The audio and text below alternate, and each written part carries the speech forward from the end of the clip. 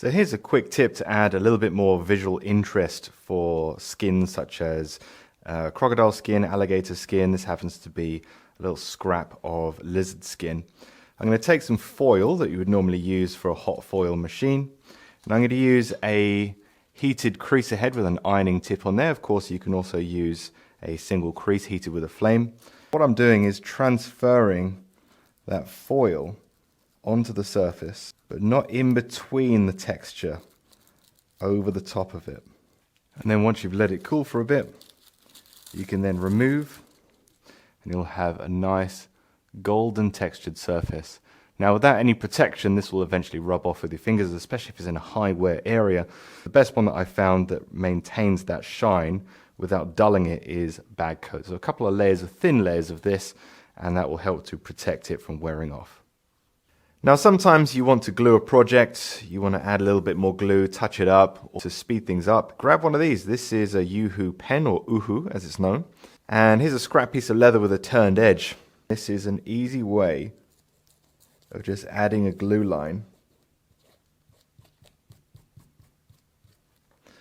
that you can then very quickly and easily turn. And there you have a turned edge.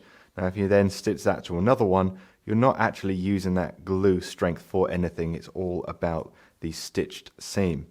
Now, the great thing about this is you can actually undo this end piece, empty it out, wash it out, and then put regular PVA, waterproof PVA, or anything like that in there. But definitely, if you want to add a little bit more strength, use a good quality regular PVA. Now, when you want to finish off the end of a seam, it's always advisable to tuck in the thread after you've actually cut it, and then add a little bit of glue on the inside there before hammering down. An easy way to do that is to take an applicator bottle with a needle nose and then place it inside the hole, and as soon as you notice it squeezing out the sides, it's absolutely full, and that just adds a little bit more strength than adding it with the round awl. So now I can just tap that end down, and that's nice and secure. So this tip is all about detail dyeing, especially for small areas like edges. I like to take these empty marker pens, also known as refillable marker pens.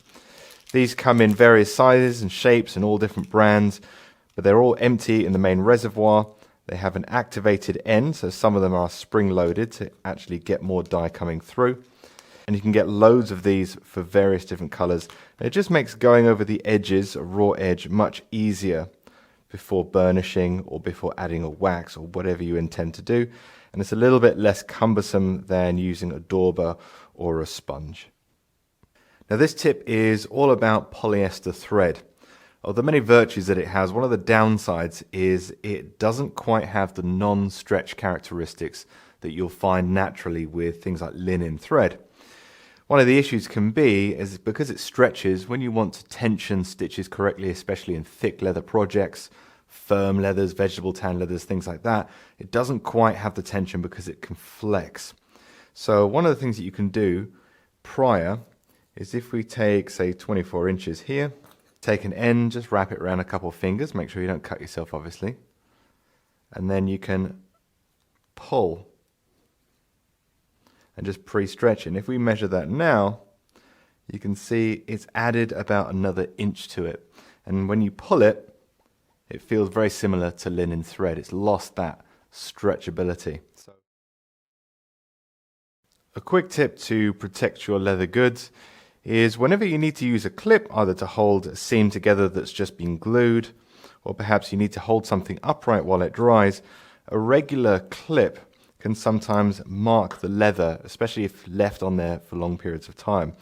What I like to do is take some chrome tanned leather, some soft leather, and I've applied some contact adhesive on the grain sides of two small squares slightly larger than the contact areas of the jaws, which I've also applied some contact adhesive to. So if I stick that on there like so, and on here like so, we have an instant bond. You can see that we have something that's going to be a lot more gentle to the surface of the leather. Today's tip is all about sharp blades and machinery in the workshop. Now, whenever you're sharpening a blade like this, a round knife, it's always advisable to use some kind of cut-resistant hand protection.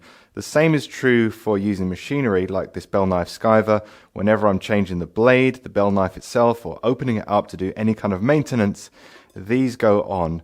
These are cut resistant level number 5. They're made by Scan. There's lots of different companies that make them. Usually UHMWPE material, ultra high molecular weight polyethylene. Very, very cut resistant, better than Kevlar in fact. But they cost, well, this cost me about £7, which is going to be about $10. And when your career is based on fully functioning digits, like mine is, it's a very, very cheap safety investment and it's often overlooked.